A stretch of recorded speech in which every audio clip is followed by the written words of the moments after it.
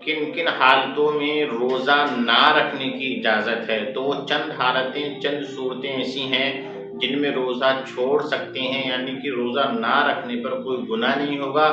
अलबत्ता जब ये हालतें ख़त्म हो जाएँगी तो दीगर अय्याम के अंदर इन रोज़ों की क़ज़ा जो होगी ज़रूरी होगी, रोज़ों का रखना फ़र्ज़ होगा। तो अव्वलन तो मैं आपको इजमालन वो हालतें, वो सूरतें बताता हूँ, उसके बाद क़द्र तफ़सील के साथ मैं आपको समझाऊँगा। नाज़रीन ग्रामी, वीडियो को पूरा देखिएगा और बात को मुकम्मल समझने की कोशिश कीजिएगा। कभी-कभी ऐसा होता है हम आधी अधूरी बात को सुनते हैं और फिर वैसा ही समझते हैं। इसलिए ज़रूरी है कि मुकम्मल बात को सुना जाए ताकि वो अच्छे से समझ में आ जाए। तो इजमालन तौर पर मुसाफिर के लिए इजाज़त है कि वो रोज़ा छोड़ सकता है। हामिला खातून, इसी तरीके से दूध पिलाने वाली खातून, बहुत ज़्यादा बीमार, बहुत ज़्यादा बूढ़ा शख्स और इकराह शरई जिसके साथ हो, या जिसकी अक्ल वगैरह जाने का कवी अंदेशा हो, या जिसे खुद को हलाक होने का अंदेशा हो, इसी तरीके से जिहाद में शामिल होने वाले शख्स के लिए भी रोज़ा छोड़ने की इजाज़त है।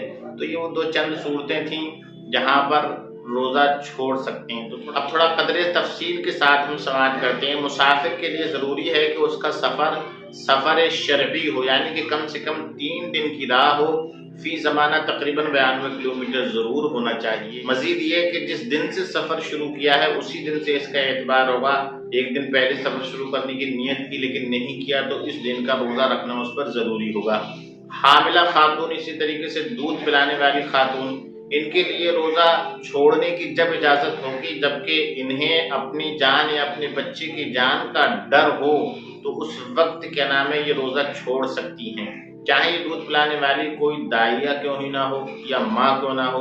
अब अगर कोई बीमार है तो उसके लिए उसकी बीमारी की वजह से कि वो बहुत ज़्यादा कमज़ोर बीमार है, अगर वो रोज़ा रखेगा तो बीमारी ज़्यादा बढ़ जाएगी या वो हलाक हो सकता है। इन सूरतों के अंदर गुमाने गालिब होना ज़रूरी है, महज वहम व ख्याल काफ़ी ना होगा। और गुमाने गालिब की 3 सूरतें, या तो कोई ज़ाहिरी निशानी पाई जाए, या खुद उसका अपना तजर्बा हो, या किसी माहिर तबीब हाज़िक़ ने बताया हो कि हाँ अगर आप ऐसा करेंगे तो आप खसारे का सामना करेंगे, लेकिन उस तबीब हाज़िक़ का फासिक ना होना शर्त है, यानी कि बाशरा हो। नाज़रीन ग्रामी, इसी तरीके से कोई शेख़ फ़ानी है, बहुत ज़्यादा बूढ़ा है कि वो रोज़ा रख नहीं सकता है और आइंदा भी रोज़ा रखने की उसमें इतनी ताकत नहीं है कि वो रख सके, तो ऐसे शख्स को भी रोज़ा ना रखने की इजाज़त है, मगर वो हर रोज़े का फ़िदिया अदा करेगा कि एक मिस्कीन को 2 वक्त का खाना खिलाए, या सदक़े फ़ित्र की जो मिक़दार बनती है उस मिक़दार को वो अपने रोज़ों के फ़िदिये के तौर पर अदा करेगा।